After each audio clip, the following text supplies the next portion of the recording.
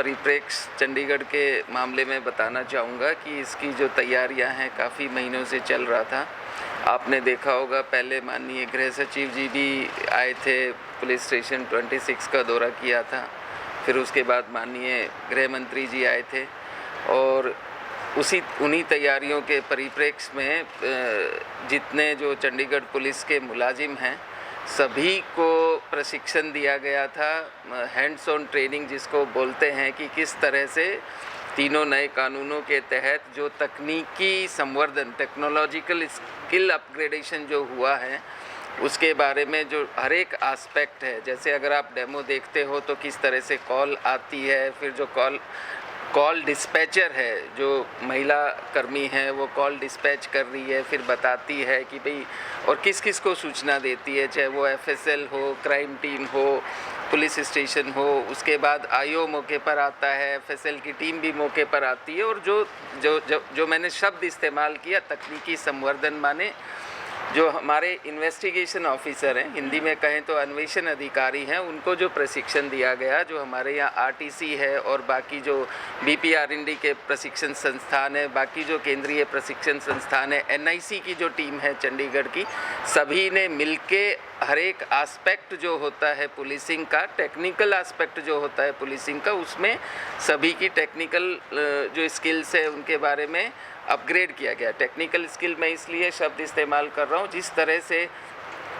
जो तीनों कानून में भारतीय न्याय संहिता, नागरिक सुरक्षा संहिता और साक्ष्य अधिनियम, इन तीनों कानूनों में जो साक्ष्य पर जो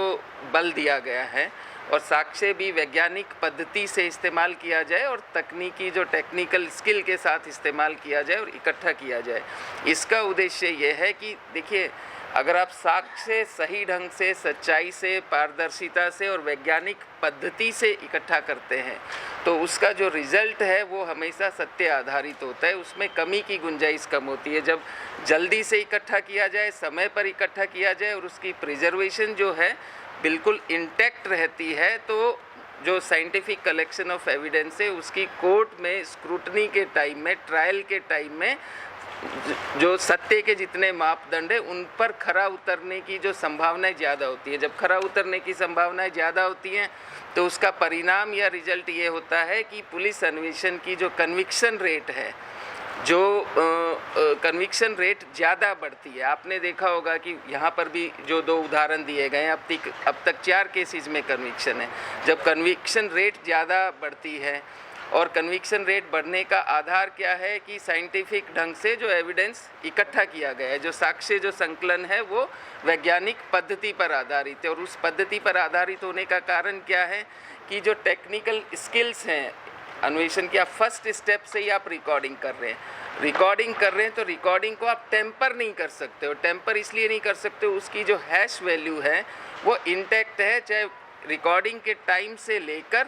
और जो न्यायालय तक ट्रांसफ़र होती है, जो समय अवधि है 48 घंटे की, और वहाँ पर भी जो जाती है उसकी हैश वैल्यू और जो टेक्निकल सर्टिफिकेशन है वो सेम है। जब आप टेम्पर नहीं कर सकते अपने साक्ष्य में 4-4 मिनट के जो रिकॉर्डिंग्स हैं तो उसमें सबूतों में कुछ चेंज नहीं हो सकता। अब जैसे मान लीजिए ऑनलाइन है, ऑनलाइन चीज़ें होती है, डॉक्यूमेंट्स भी ऑनलाइन ट्रांसफ़र होते हैं। आपने अपनी रिक्वायरमेंट, कोई इंजर्ड है, किसी का पोस्टमार्टम होना है, आपने अपनी रिक्वायरमेंट जो है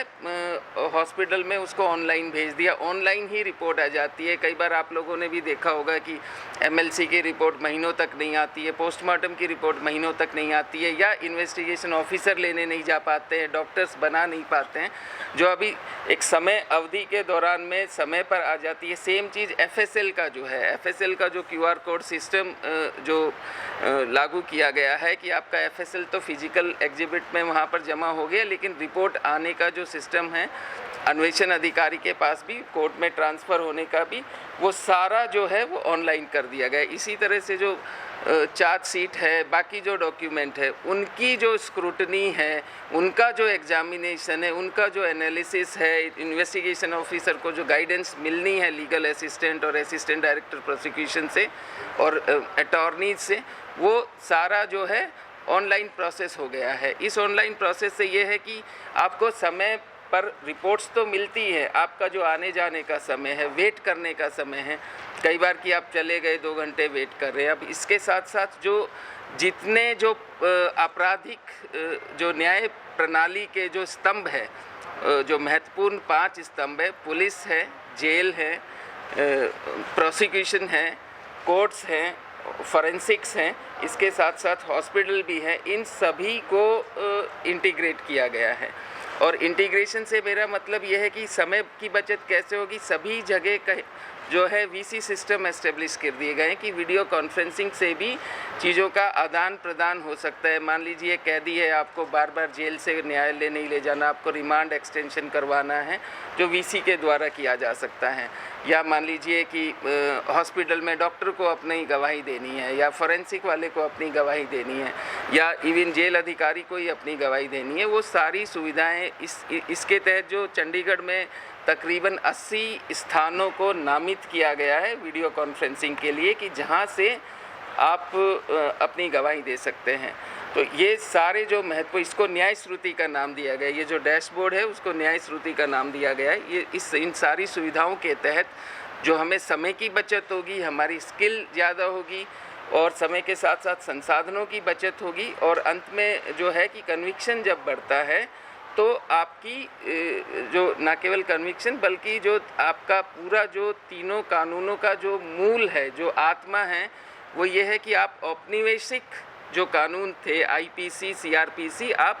भारतीय न्याय संहिता, भारतीय नागरिक सुरक्षा संहिता, भारतीय साक्ष्य अधिनियम, तीनों की तरफ जो कदम है वो आपकी न्याय आधारित है, वो आपका अपना कानून है, न्याय आधारित है, नागरिक केंद्रित है।